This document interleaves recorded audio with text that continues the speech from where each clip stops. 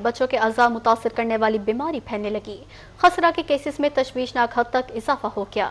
Bahawal Victoria अस्पताल में रोजाना की बुनियाद पर 8 से 10 मरीज रिपोर्ट होने लगे।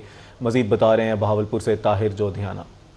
बिल्कुल जी, खसरा के मरीज़ों में कमी होती नज़र नहीं आ रही। ख़ास तौर पे छोटे बच्चे जो हैं वो मुसलसल इसका शिकार हो रहे हैं और पूरे रीजन से, चाहे बहावलपुर हो, लोधरा हो, छोटे बच्चे जो हैं इसका शिकार होकर मुसलसल बहावल विक्टोरिया अस्पताल में रिपोर्ट हो रहे हैं। तो इस हवाले से क्या प्रिकॉशंस लेनी चाहिए वालिदैन को और बच्चों को, इस बीमारी से कैसे बचाया जाए, हमारे साथ डॉक्टर इफ्तिखार भट्टी साहब मौजूद, उनसे बात करें। कंटिन्यूसली पेशेंट खसरा के रिपोर्ट हो रहे हैं। पहले ये होता था कि सीजनल वेरिएशन के साथ ना पेशेंट आने कम हो जाता था, इक्का दुक्का कोई पेशेंट आ गया, लेकिन अब कंटिन्यूसली आ रही है, मरीज़ आए जा रहे हैं। एक दो तीन एडमिशन हमारे यानी एक यूनिट में या दूसरे यूनिट में ऐसे चल रहे हैं। तो ये थोड़ा सा यानी कॉन्शियस होने की ज़रूरत है इसमें। तो इसकी जो रीज़न है उसमें रीज़न में ये है कि जब एक बच्चे को एपिसोड हो जाता है ना तो टाइमली पेशेंट रिपोर्ट नहीं करते, फिर बच्चों को आइसोलेट नहीं करते।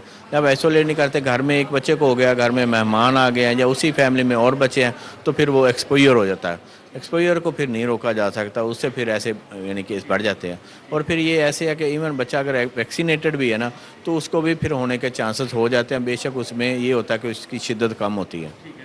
इमरजेंसी में हम देख रहे हैं कि लूज मोशन, शदीद बुखार में खसरा के बच्चे रिपोर्ट हो रहे हैं। यही सबसे बड़ी ना मसला परेशानी है कि जब बच्चा क्रिटिकली सिक हो जाता है ना फिर हमारे पास रिपोर्ट करते हैं। और जो खसरा है ना ये हर सिस्टम पे इफ़ेक्ट करता है, तो ब्रेन पे भी इफ़ेक्ट करता है, आंखों पे इफ़ेक्ट करता है, गले में छाती पे इफ़ेक्ट करता है, पेट पे इफ़ेक्ट करता है। इस वजह से अगर कुछ इन्फेक्शन या खसरा की अलामत नमूदार हों तो फौरी तौर पर हस्पताल से रजू किया जाए ताकि बर वक्त इलाज हो सके, अस्पतालों पर भी बोझ कम हो और वालिदैन जो है वो भी अपनी